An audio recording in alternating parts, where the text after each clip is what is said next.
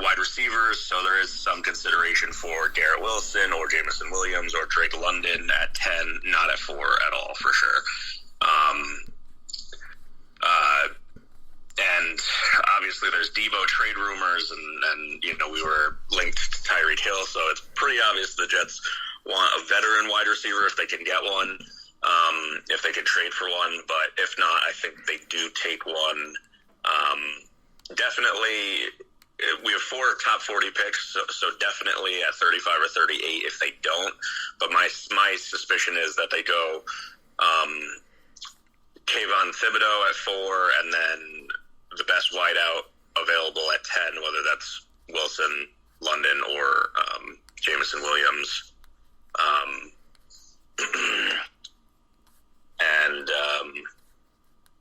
That's about our biggest need. Tight end was a need, but got addressed. Offensive line was a much bigger need, got addressed. A lot of needs did get addressed, but we still have some definite deficiencies. Okay, agreed. Now, I'm going to sidetrack for a second because it's hard to tell what a team is going to do until they do it. For example, Mitch Trubisky getting drafted at 2 when the Bears traded up to draft him. Just mind-boggling. Things like that do happen. And so I'm doing a mock draft with a group of people, and I'm the Jaguars. Now, I'm struggling to determine who I should draft because should I take best player available or what I think is going to make the team the best?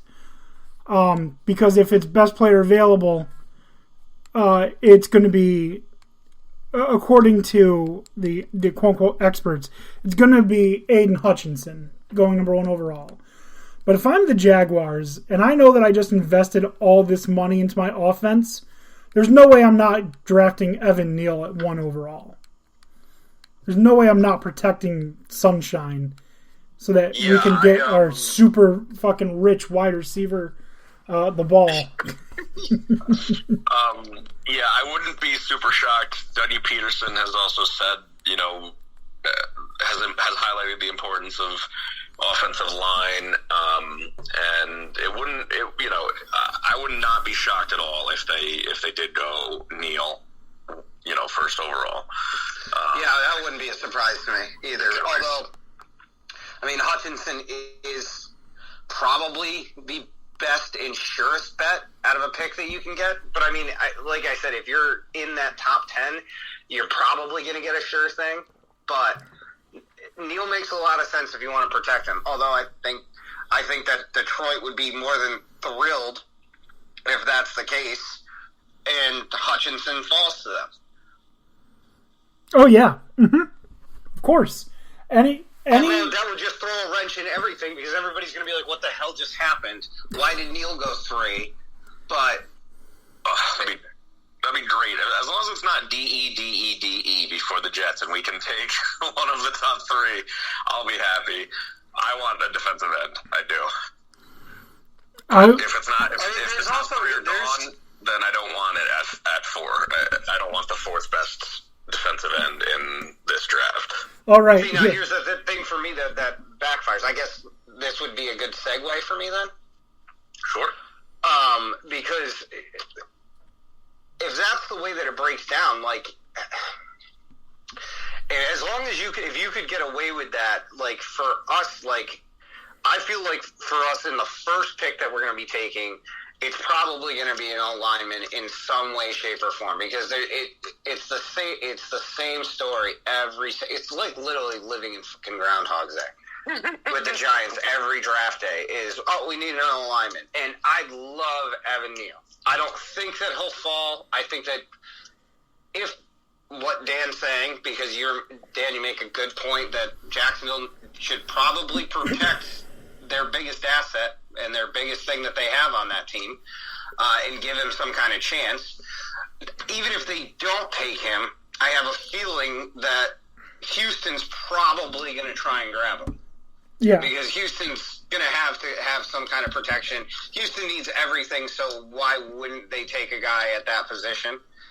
So I have a feeling that the Giants will probably go the way of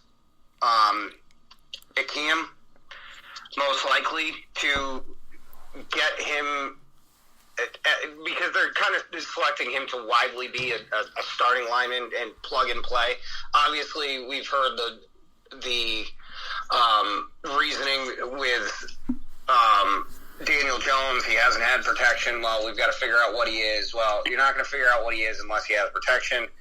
The second way that I would go is when we were talking about it earlier. You lost Bradbury. Now, I know we want an edge guy, but I don't think picking where we do at 5 and 7, I don't think that you're going to have an edge guy available that you really want to go out and grab. There's a couple of guys. Yeah. There's a couple of guys I do like. Like we mentioned earlier, I like Hamilton. He'd be a great person to have as a strong safety. Especially after losing Jabril. What's that? Especially after losing Jabril. Yeah, exactly. He went to a shit school anyway. But he went to Michigan. Yeah, but there's other guys that I do like. With losing Bradbury at corner, like I like Ahmad Gardner out of Cincinnati. Sauce. Like, he is a big dude that can body almost anybody. And he's never think that he would. What's that? In his entire college career, he has not allowed a touchdown. Yeah, to me, he kind of seems to almost resemble a bigger version of Revis. Revis was good because he was scrappy, but this dude is good because he's like, listen, I can run with you and I can body with you. Like, I don't care what you want to do. He's like, yeah, you might get a catch on me here or there, but you're not going to beat me. So did you see like him. Did you see whose pro comp was? No. Nnamdi Asomugha. Really? Yep. Huh. Yep. But there are other good cornerbacks, although I don't know, like, because at that point, Hamilton, Gardner, I think Gardner would probably be the best pick, although Hamilton, leadership-wise, in shoring up and having a guy that overlooks the whole thing would probably be better for the defense as a whole. But, I mean, you also have Derek Singletary at that spot. He's a very good cornerback out of LSU, and that's apparently cornerback and somehow wide receiver you. I don't know how the hell that happened. I mean, there's also McDuffie, who I'm not that high on, but a lot of people are at corner. Yeah, but I don't trust that in Washington in the Pac-12. I just don't. No offense to Oregon, because you guys dominate that division for the most part. Other than really Oregon and a couple of other teams here and there, that Pacific Coast does not offer me much competition, in my opinion. Yeah, I agree. So I have a hard time trusting somebody who's you only have 2 years of tape on that. So I really wouldn't. I would probably go with someone that is more seasoned, especially with Gardner and Singletary being both juniors. And same thing with Hamilton. So I wouldn't be upset with any one of those. And then if they want to surprise me, you want to protect Daniel Jones. You want to get the pressure off of Saquon Barkley. Well, you shore up your lineman first, and you know what? You get him a toy. Maybe reach and get Garrett Wilson right there. Yeah. Because you give him something. Because if anything, he should know from working with Josh Allen that, you know, what allowed Josh Allen to take that next step forward? Giving him a prime wide receiver in Stephon Diggs. Give him a prime wide receiver, or what could be a prime wide receiver and should be a prime wide receiver in Garrett Wilson. Because he's still going to be on the board at 7 at that point. Or should be. Yeah. But he's not going to last much longer than that, and you're not going to get another wide receiver like that when you pick in the second round. It's just not going to happen. Exactly. Now, and you're not going to get him. You're not going to get him in trade unless you're going to go out and get Deebo Samuel right now. Which, in my opinion, I honestly think that Garrett Wilson might end up having a better career than Deebo Samuel. I feel like Deebo Samuel had to do a lot in San Francisco because there wasn't a lot of options out in San Francisco. Yeah, I agree with that. Dan O'Shea, I just want to, since we're representing our teams today, I will make this trade offer with you. You need a defensive end. We'll trade you DeMarcus Lawrence and a third-round pick, and in return, we want Mekhi Becton in your first-round pick. One of your first-round picks. I would have to look into contract details and stuff to tell you that. Like, I like Lawrence, but I don't think there's a chance we're doing that unless he's got a great contract I'm not aware of. Oh, no, he's got a massive contract. No, he's wildly overpaid. That's what I was thinking. I was like, I haven't paid attention to too much of the Cowboys stuff, but I feel like Lawrence had a really, really crazy contract. My gut was telling me I don't like it. Yeah. Considering how much or how well DeMarcus Lawrence has played his entire career and how late in his career it is, you can guarantee that he is the fucking guy from fucking Monopoly right now. Dude, he got that massive contract. What was that, 2 years ago? He just got a massive contract like 6 weeks ago. No way. Yeah, they were trying to God, that's right. They were trying to restructure contracts to keep Randy Gregory, and his was one of them. He ended up getting more fucking money. And you paid him instead of Gregory. No. Okay, now it's all coming back. The way they did his contract gave him more money and saved the Cowboys money. His restructure gave them everything they needed to keep Randy Gregory. And they just couldn't do it. Try and pull the wool over your eyes thinking that you forgot. Yeah. Oh my God, and you give him $30 million guaranteed. Yeah, I'm gonna say no to that. We would maybe give you a second round pick. I hate to be the bearer of bad news, Bud, but I don't even think that Madden would let you go through with that. Maybe. I mean, try it. What was the deal that happened so long ago? I forget what deal it was. The DeAndre Hopkins for David Johnson deal. Oh, yeah. That trade where it was like, this deal where they wouldn't even accept it in Madden. Yeah, even on, easy mode, they're like, this is a joke, right? They're like, no. Keep trying there, you future GM. You'll get it, you 10-year-old. All you need is a guy that apparently wants to get fired, and you're golden.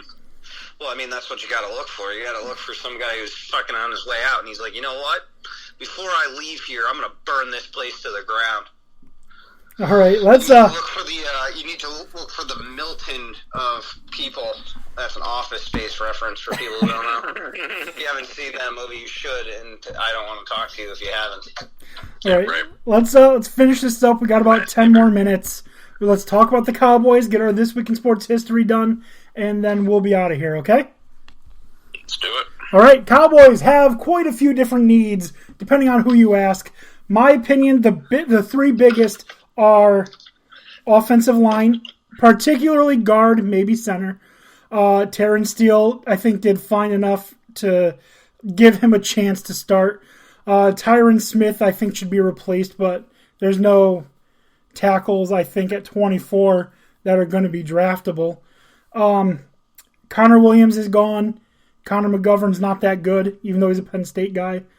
Could also use defensive end because Randy Gregory's gone. I do like Osa Odeizua.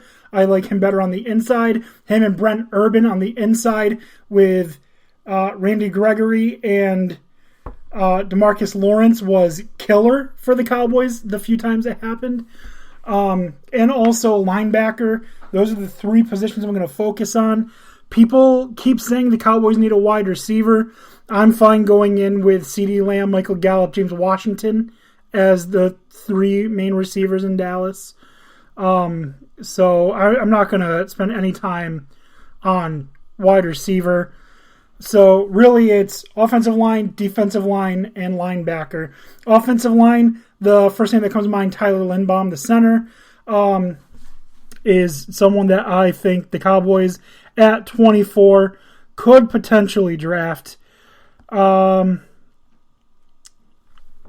Let's see. Also going to the guard, Zion Johnson, who I'm not high on. I'm not high on Zion. Kenyon Green are two names to also watch for.